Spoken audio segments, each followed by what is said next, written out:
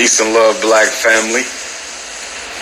This is the Prince of Pan-Africanism, aka King Woke, aka International Ifa Tunde, aka the most requested black scholar in the world, aka the greatest black school psychologist of all time, aka I'm on the Mount Rushmore of Pan-Africanism. I am here. Los Angeles, I am here.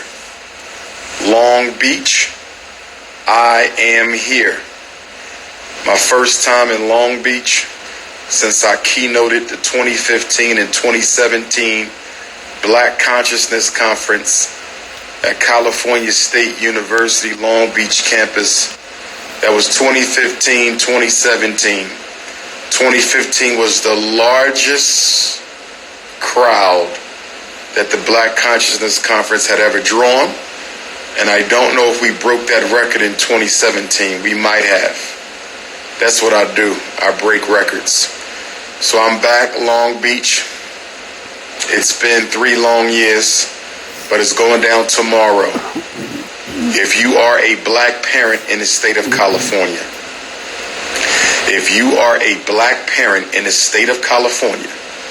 who does not know your psychological rights to your child, your educational rights to your child, I strongly recommend that you go to my website right now, drumarjohnson.com, and you register for tomorrow's California State Black Parent Know Your School Rights Training Boot Camp.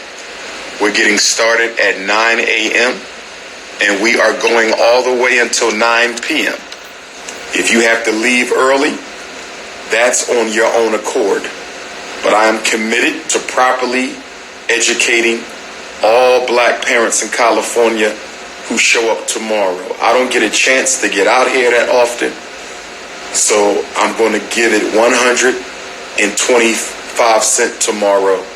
We will be at 516 West Esther Street in Long Beach. 516 West Esther Street in Long Beach, California from 9 until 9. Children are free, but I do not recommend them because 12 hours is a long time to try to keep a child settled. But if you have to bring the babies, single mom, single dad, or married mom and dad because you just don't trust folks with your children, feel free to bring them. Everybody who shows up will get a training packet, and we're going through special ed, IEP, disabilities, due process, 504, components of the IEP, change of place and manifestation, determination, discipline, extended school year. We're going to hit about 30 different topics. Oakland, this is your only chance. San Francisco, this is your only chance. Sacramento, this is your only chance. Compton, this is your only chance. South Central, Watts, this is your only chance. San Diego, this is your only chance. Wherever you are in the state of California, tomorrow is your one-time only training. I will not be doing this tour again. Next year, we will have the Frederick Douglass Marcus Garvey Academy. I will not be doing this tour again. Tomorrow is your chance. Seattle, come on down. Portland, come on down. Phoenix, Arizona, come on up. This is your chance. You don't have to live in California, but it is for California parents. drumarjohnson.com is where you register. And then on Sunday, the Prince of Pan-Africanism returns for his first Los Angeles lecture in 4 long years. The last time I was in LA was 2016. It's been 4 long years, LA. I'm going to see everybody over at Blessed Love. On Sunday. Doors open up at 3 o'clock. King Kong Consciousness takes the stage at 4 o'clock. The address, 1404 Vernon Ave. 1404 Vernon Avenue. Blessed Love. You know, every time I come to Blessed Love, it's a classic. Every time I come to Blessed Love, it's a classic. So make sure y'all at Blessed Love on Sunday, 4 o'clock. Doors at 3 for the State of the Race. We talking about everything. This is my first visit to California since we purchased the Frederick Douglass Marcus Garvey Academy. We got a lot to talk about. I was going to try to go to the Lakers-Bucks game tonight. I was going to try to go to the Lakers-Bucks game tonight. I was going to try to go to the Lakers-Bucks game tonight, but I'm going to just stay in and rest. I'm going to stay in and rest tonight. Might get a nice back massage from one of the Hotep queens, but that's about it for the night. Might go out to the Ethiopian restaurant real quick. Okay? But I think I'm going to chill. Okay? Long Beach tomorrow, LA on Sunday. Next stop, Oklahoma City Black Parent Training on March the 21st. And then Greensboro, North Carolina on March the 28th. If you live in North Carolina and South Carolina, Virginia, North Carolina, South Carolina, Virginia, West Virginia, North Carolina, South Carolina, your training will be in Greensboro. We're moving from Charlotte to Greensboro. We're moving from Charlotte to Greensboro. We're moving from Charlotte to Greensboro. We will be at my good brother Malik's place, the Nkrumah Center in Greensboro. The Nkrumah Center in Greensboro, North Carolina on Saturday, March the 28th. That will be for the Virginias and the Carolinas. That will be for the Virginias and the Carolinas. Donate FDMG. $ F Block Party.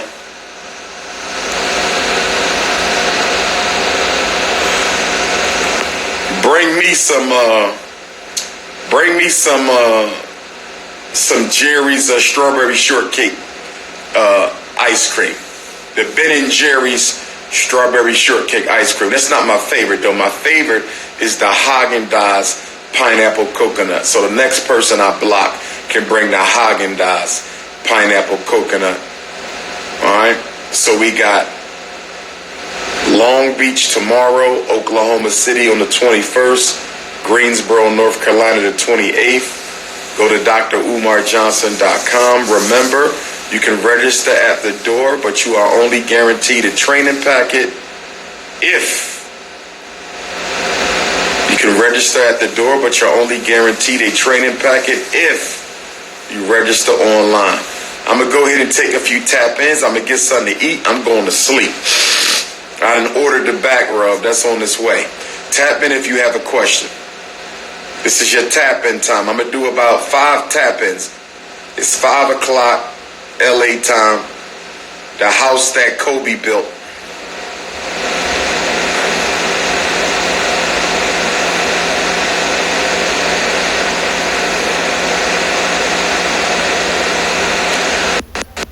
Aquarius black man going once. Aquarius black man going twice. Peace and love, black man. Hey, Dr. Johnson, how you doing, sir? All is well. Where you at in the world, beloved? I'm in Atlanta, GA. I met you when you came down here to Atlanta June of last year. I was a real tall brother. You called me, I forgot what you called me the dude that played for the Lakers. What's his name? I remember you. Yes, sir. He was on state night with the Lakers. Yeah, you called me him when I came down, man. I really appreciate that visit with you. What's on your mind today, brother? Real quick, first off, you in Long Beach. That's my hometown. That's where I'm from. Oh, man, you from Long Beach? Long Beach Poly High School, class of 98. You still got people out here? Oh, I got mad people out there. Man, let them know about tomorrow, brother. Let them know about the Black Parent Training. And if you need to, have them text my cell, and I'll send them the flyer. Yes, sir. I'll make sure I put it on my Facebook post. right where you going to tomorrow, that's my neck of the woods. Like I said, been here my whole life. Yes, sir. Yes, sir. I know you're on limited time. I want to be respectful of your time. I know you got to get some rest. But a few things. First thing is, a lot of these folks coming at you and, kind of coming at you left because of the things you're trying to do. I'm not really surprised myself. I think that in order for us to make progress as a people, a few people are gonna get knocked off. There's gonna be a few people that are gonna fall by the wayside that are not gonna make it there with us.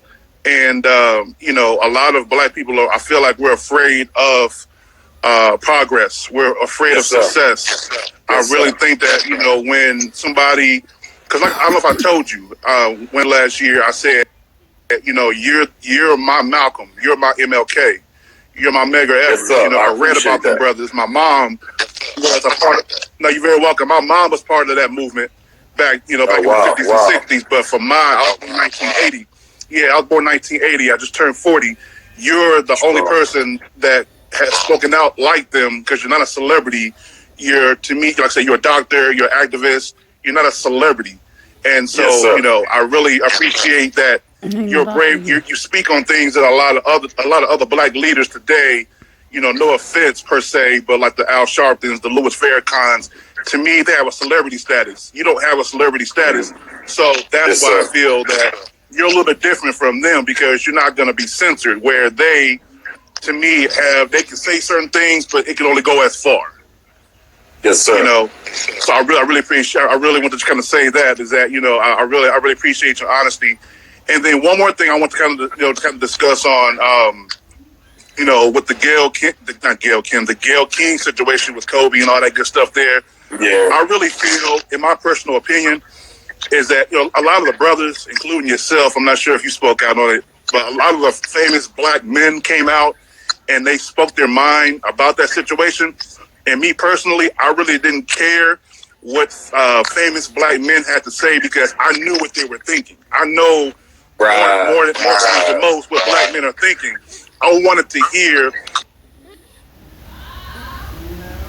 Bitch, you know it don't black men think. Like a Serena Williams or somebody in that caliber. I wanted to hear a black woman who is famous, who has power, to speak out against those. A lot of questioning that Gayle did towards Lisa Leslie.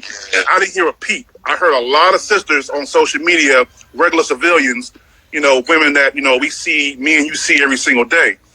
But I didn't see those sisters, in the industry that are worth over $10 million. The Cardi B's. Cardi B, no disrespect to Cardi B. Cardi B is very vocal and very out there when it comes to her thoughts and opinions about things. I didn't hear a quote from her. Vivica Fox, Serena, Halle Berry. These are all women that come out and speak out when a black man is being accused of sexual assault or doing anything of that nature. They speak on it.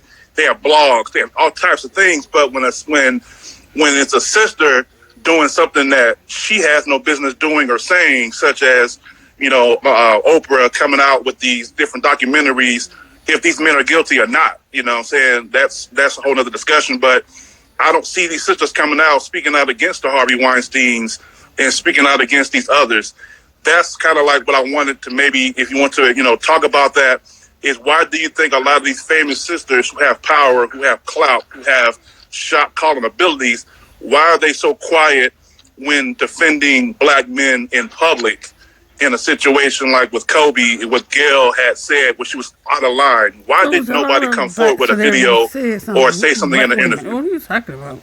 I think that it speaks to an issue that we have in the black community in general, and that is the code of silence around people in our peer group who do wrong. In other words, don't snitch when somebody murdered somebody in the black community. Right.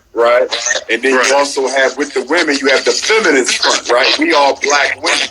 So we got to stick together, even when one of us does something wrong. And to be honest with you, I stick with the brothers. But guess what?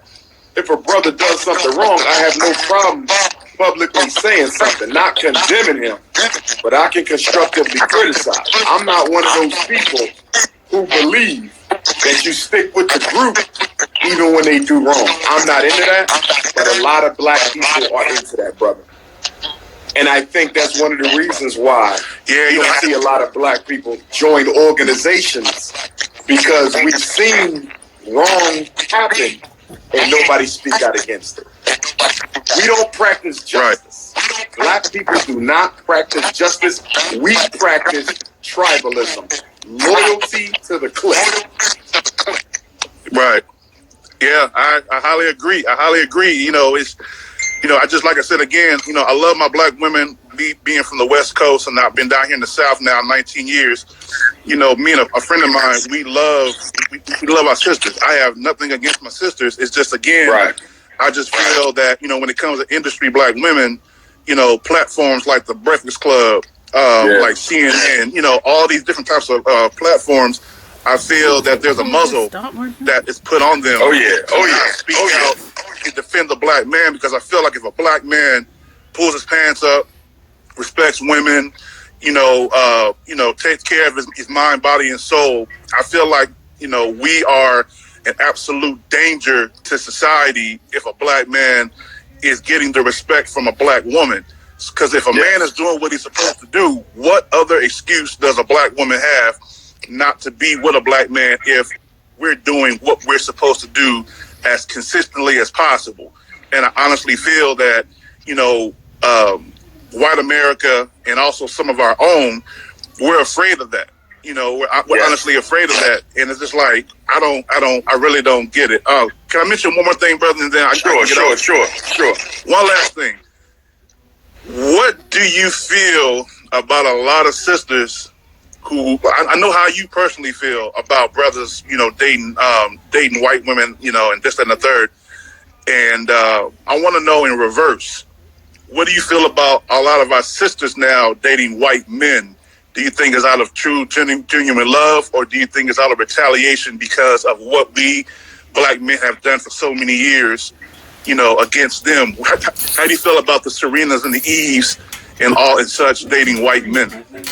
Well, for the celebrity sisters, I think it very much has to do with the desire to be valued by the white man the same way the white woman is. So it's part of that wanting to be white. But with all black women, just like with black men, I hold them to the same standard. So I don't give black women a pass because she's a female. They should not be dating out the race any more than we should. Okay, so I hold them to the same standard. Although I would admit that when a sister does it, although it's for the same reasons, she could make a stronger argument that I couldn't find a good enough of a black man. Or I couldn't find an available black man. Let me not say good enough, because all of us are good enough. But it's slim pickings. For sisters, it's slim pickings. Only 1 out of every 4 black women gets married. But then I would counter that. Argument and say, even though it's slim pickings, even though there's not a lot of able-bodied heterosexual black males, you could still go to Africa and get your husband. You can still go to the Caribbean and get your husband. You can still go to Central South America, go to Brazil, get your husband. Go to Canada, go to the UK. So for me, although the black woman has it harder than the black man when it comes to suitable choices for a mate, I still can accept the excuse, because you can look beyond the borders of the United States if you feel that this country doesn't have the type of black man that you're looking for. There's still more women. Exactly. And like I said before, me personally, being brutally honest with you, I feel like, love is love. Me personally, I'm for, dating my sisters. Me personally, I'm not going to knock somebody who does it. For me, I personally feel like if you guys are if 2 people at Walmart and they're in the cereal aisle and then reach for the same box of cereal with that other individual, and you're white, and you guys each other. I was right, whatever.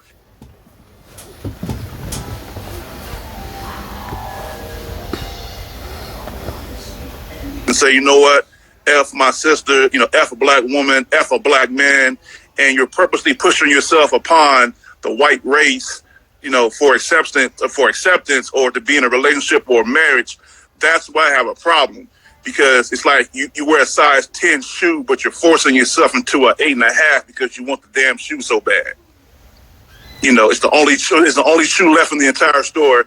So I'm gonna get this shoe. I'm gonna force my foot into it, even though it doesn't fit. And I feel like a lot of black men and black women, we purposely try to hook up with another.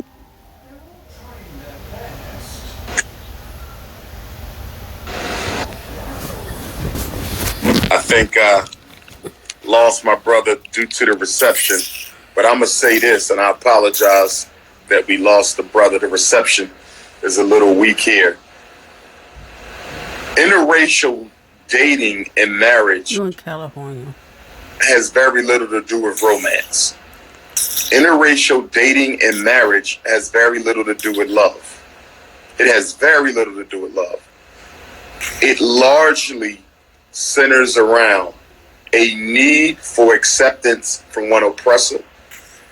It largely centers around a need for acceptance and validation from one's oppressor as a way to add value to oneself. Okay, no black person married to a non-African is going to convince me that that union grew out of love and romance. It did not.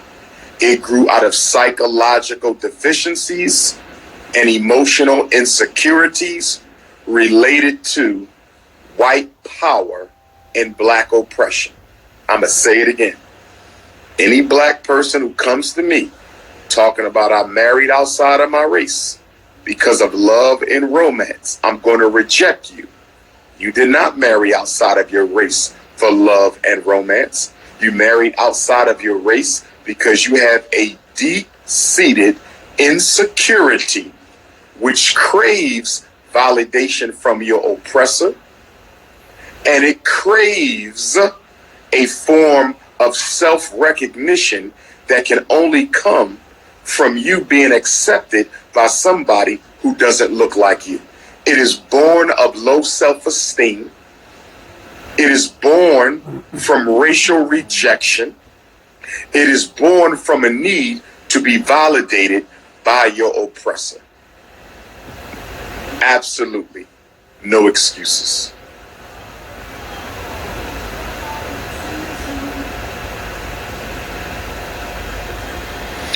Cash Money 704. Going once. Cash Money 704. Going twice. Hey, I just want to talk to you because... Where you at, Queen? Where you at first off? Where you at? I'm in Charlotte, North Carolina. I'm going to be in Greensboro for the Black Parent Training on March the 28th. You need to come on over to Greensboro, Queen. That's what's up. I need to talk to you. Okay. Because I've been sending you a lot of messages regarding my black son, my black kid. Here he is. Look, he been nosy. He don't think that's your own Love, life. youngin'. Don't be running. Don't be running. How he doing in You school? say don't run. I was looking at you last week. You poured the water on the graves over there. You was in New York. Yes, sir. Yes, sir. Pouring the libations to the ancestors. You better be doing good in school, boy. Don't make me come get you. Yes, and that's what we've been having a conversation about, because I always speak to him about Black history. You know, he knows everything that he should do and everything with the law. But what really bothered me was the Nathaniel Woods case. That hurt my heart to the core. It killed me because I'm like, at the end of the day, yes, for no reason. And so my whole thing is, this is how I started educating my son, and it could be wrong, so that's why I reached out to you. Because I looked at all the past events, and when it boils down to a black man, and when he has the court appointed attorneys that's trying to help and save him, they always steer them, well, I'm saying not steer them wrong. So let me start over. When they tell them, okay, we know that you're innocent and we're going to fight for you and we're going to make this right, they do that, but they still lose. And when they lose, like cases like Corey with the exonerated 5, cases like Nathaniel, they was told to say, okay, I am innocent. You could have pled guilty and did 5 years and, good behavior, parole, get out in 2. But guess what? That didn't happen. They end up being 16 years in jail, execution style. I even looked at the, what is it? The Just Mercy movie. It's driving me crazy. So the way I advise my son, I say, you know what, something.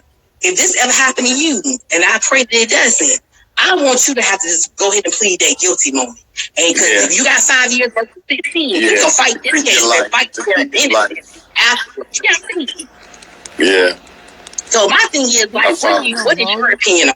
Like, what would you advise your black child to do in a situation where you know that he's innocent and the case proves and it's written out that he's innocent? Would you advise him to go ahead and just plead that guilty and we fight it and try to sue afterwards versus him being in a situation where he's going to do 16 years and then, have to do life or get executed? As a parent, I would probably be of the same opinion as you, which is in the interest of saving your life, take the guilty plea. So at least we know you're not going to lose your life. But at the same time, if you look at it from the perspective of the victim, meaning the brother who's falsely accused, even though he saves his physical life, his meaningful life has been taken from him because he'll never get a job, he'll never go to college, he'll never qualify for almost anything. Not only do you have a felony, it's for pleading guilty to murder, you see. And on a deeper level, when we talk about matters of the spirit, we as black people, spiritually speaking, we have a difficult time accepting responsibility for something we did not do because it goes against our spirit. So even though he stays alive, it's almost like he died inside because I took responsibility for something I didn't do. And then as a result of that, even when I get out of jail, I'm going to suffer the consequences as if I were guilty. So it's something very difficult to do. And I think that's why a lot of brothers go ahead and try to fight. And I'm going to be honest with you, Queen. I believe, and I got to look more into his case. I have to admit I haven't looked into it enough, and you said some things that have me very curious, so I want to go look into it. But I believe his execution was partly motivated by the Just Mercy movie. I believe his execution was partly motivated by the Just Mercy movie, and I'm not laying any blame at the feet of Brian Stevenson. He's innocent. But the point that I'm trying to make is that America is so racist.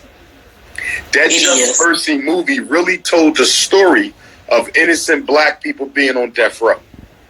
And Brian, and if you see that movie, and Brian, I'm sorry to cut you off, but if you see that movie, I'm sorry to cut you off, but if you watch that movie, his success in helping to get people accused of capital murder exonerated, his success, I believe, angered white America. I think they're angry that he was able to get some of us exonerated. And I believe one of the reasons that man was put to death yesterday or the day before, it was a way of white America clapping back at black America to say that even though Brian Stevenson may have won those cases, he's not going to win this one. I really believe that it was an act of revenge to take that man's life. And I do also want to add in the fact that if you watch that Mercy movie, if you realize the sheriff remained the sheriff of that city all that time until he retired. Yes. So my thing is, when it boils down to voting, I'm be 100. Our people, they really don't like to vote. And I see why they don't like to vote. Same with the not talking about polling. But to me, the most important thing with voting is to vote for your city. You have to vote for the right governor, the right senate, because at the end of the day, like what happened to Nathaniel Woods, the Supreme Court put it on hold, but the governor came back and said, no, we're going to kill him. And they killed him anyway.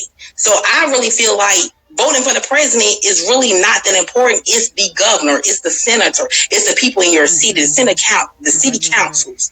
It's people like that we need to vote for, and we need to push our community to vote for it, because this stuff is bogus. And I'm just tired of seeing my black men getting killed. Like, you don't understand, this stuff hurts me, it kills me. I couldn't even sleep last night. You see my eyes red. I couldn't even sleep. I cried.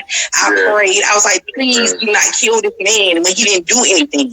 Like, I want my people to get the help that they need, and we just need direction, and we need to know what to do when it boils down to the law, because the law is not for us.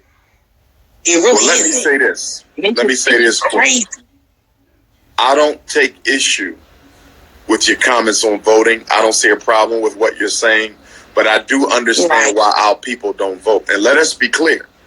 Not only do black people not vote, 40% of Americans do not vote. I want you to understand that. 40, that's almost half. That's almost half. Black, white, rich, poor.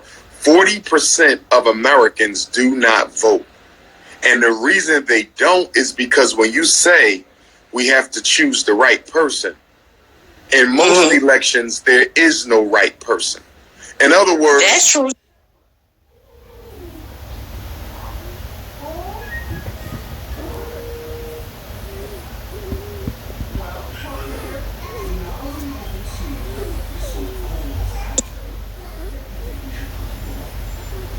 Oh no! I just got an Amber Alert. They just sent an Amber Alert.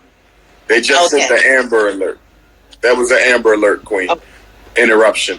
But my point is, when you go to the clothing store, you got 20 different choices for a blouse. When you go to the restaurant to eat, you got over 30 different entrees that you can select from. The problem that a lot of people have with the so-called democratic process is, why is it that when you go to buy a car, there's 20 cars you can choose from? When you go to have dinner, there's 30 entrees you can choose from. When you go clothes shopping, there's, an unlimited amount of options for you to choose from. But one of the most important decisions that you make in your life, which is who you're going to vote for to represent you in public office, and you're only given 2 choices, sometimes 3. You see how much that doesn't make sense? For everything else in life, you have multiple choices. You have multiple choices for everything in life, but when it comes for choosing who's going to represent you politically, you only get 2 choices. And both of those people who you're forced to choose between are funded by the same people. They're funded by the same people. So even when you're given a choice, you're not really given a choice, because no matter who you select, they're going to carry out the same agenda when it comes to black people. See, there might be different agendas on medical care, different agendas on taxes, different agendas on redistricting, the economy. But when it comes to black people, when it comes to us, Democrat or Republican, the agenda is the same.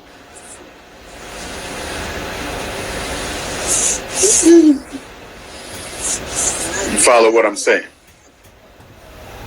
Your voice went out, Queen. Your voice went out. Well, I said I'm trying to follow. Turn your voice up. Can you hear me now? I can hear you now. Yes, I mean, I'm trying to follow and everything. It's just, I got to make sure everything right for my kid. And I'm going to fight for him regardless, no matter what. But, I hear you. I'm taking notes. I take notes on everything you say. And then back to what the guy was saying beforehand, when he was speaking on interracial relationships. I'm just confused on why black men feel the way they feel when it boils down to whether a black woman date a white man. I'm just confused on, like, why do black men come and attack black women for that, when at the end of the day, the black men some of them are not around. Some of them not there. Some of them not present. I agree. A lot of interracial relationships are mainly black men with white women. Whenever I go places, I see more black men with biracial kids than I do with their own kids. So I'm just confused on why black women are getting attacked for feeling like, okay, well, maybe we need to date outside the race because things are not going our way. Like, what do y'all want us to do? Be single? A lot of black men is incarcerated for wrongful, like you say, wrongful things, spending 16 years to life for no reason. And there's a lot of black men that are married and they have their own family. Then you have some that are passed away. So how many options do a black woman have where they cannot date something else if the rest of the black men is out here? Not all, but majority are dating outside of their race, Latinos and white. Well, what is a black woman supposed to do? Just be single and die?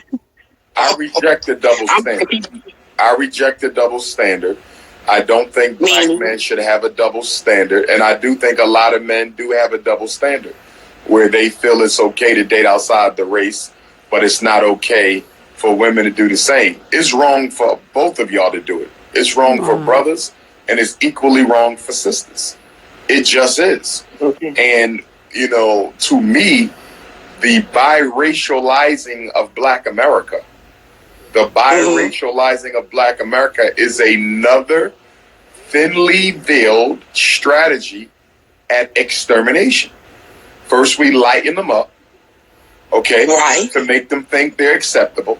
And then once we lighten them up and make them all think they're acceptable, it'll be easier for us to exterminate. See, when you're my complexion, when you're as beautifully mocha, brown, caramel, chocolate, beautiful as yourself, we know how white folks feel about us, right?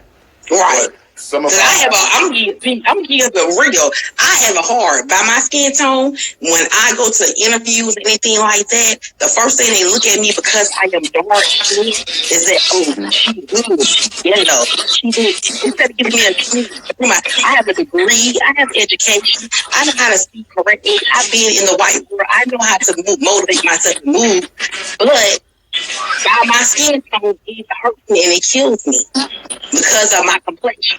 They already put a stamp on me that she is a killer, she ghetto, or she gonna come in here and be rude, or she gonna be loud and obnoxious. All black women are not obnoxious. All black women are not loud. All black women can speak professional. I mean, you know what I'm saying? We can speak professionally. We can I'm just tired of the stigma. And then they always feel like, you know, dark-skinned women hate light-skinned women. You know what? I've lived my life, and guess what? My granddad is whiter than a white. My aunt is whiter than a white. And I've never, ever had a problem with light-skinned women, never compare complexions, talk junk. And then when I hear and go online and see this happening, I be like, oh my God, this is really what's going on? Like, we really doing this? But I be shocked. Yeah. Like, it takes me like, I've never had a problem. Because I love all my people. I've never had a problem with light skin either. You know, I've never, and I thank God, because I know some brown skin brothers and sisters who got issues with lighter skin because how they were treated. Right. I know some lighter skin brothers and sisters who got issues with brown skin people for how they were treated. I reject the light skin supremacy. I reject the dark skin supremacy. I reject the brown skin supremacy. You know, we all one people. And I'll be honest with you, I had to check myself. Because up until a couple of years ago, I said that I would only marry a woman who was your complexion. I was really of that opinion because I saw how often our darker skinned sisters were getting overlooked, you understand, and mistreated. You know, so I said, Dr. Umar has to marry chocolate. And it wasn't until I started getting deeper into my spirituality and I had to check myself because I didn't even realize it, that I was practicing black skin supremacy, you know. And what if my soulmate is supposed to be tan? What if she's supposed to be, you know, butter almond or butter pecan or even light skin? You know what I mean? So I had to check myself because I'm like, you can't do that because you're practicing the same thing. You're fighting against in reverse. You know. And I'm glad you did. I'm glad you did think of that, because the funny thing is, I have a lot of friends that are like conflicted, and they feel exactly the way I would feel at times. Like when I feel discriminated against and I'm going through my issues with the world, they'll come to me and be like, well, at least, you know, you don't get picked at by your people and you're called this and called that. Like they have issues too. Like we all as Black people have issues no matter the skin complexion. I just want us to love each other, because I'm going to love you no matter what. If you're Black, I'm just going to love you. Whether you're light, brown, dark, I don't care. I'm going to love you. Right. And we all have issues, but it all boils back to slavery, period, point blank. And it takes for you to read your history, know what's going on, for you to understand. If you don't know your history, you will never be able to move. You will never be able to walk this earth and just live if you don't know where you come from. And that's what's important. We gotta talk to each other. Let each other know, like, I got your back. I love you. Stop with the hate. Stop with the, oh, you too dark, or you too white, or you pretty because you like not. The videos, all that stuff.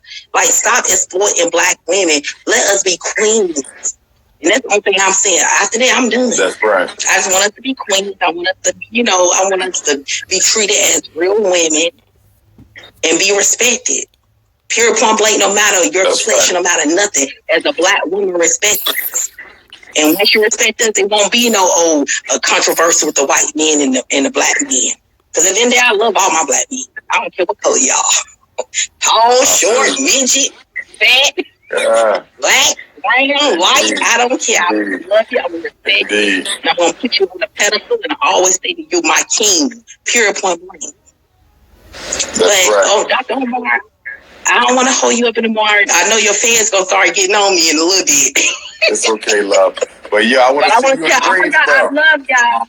I want to see you in Greensboro. And what's the date again? Because I need to come see you, because I live in Charlotte, and you're supposed to come to Charlotte the 28th, right? It's switched. It's Greensboro now, Queen. It moved from Charlotte to Greensboro. Instead of Charlotte. Yeah, instead of Charlotte. March the 28th. Same date, different city.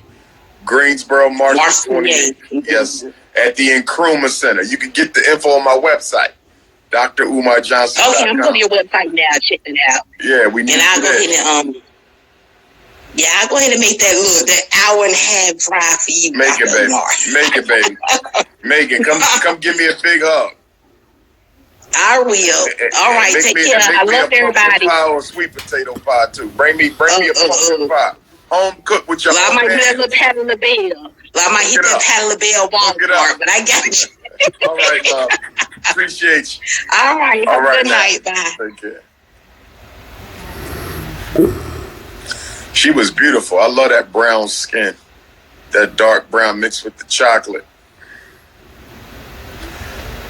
Los Angeles, Long Beach, I am here. The Prince is in California. I'm hungry. I'm about to order me something to eat, and then I'm going to bed. I got a long day tomorrow. It was a long flight. I'm going to peace out on y'all.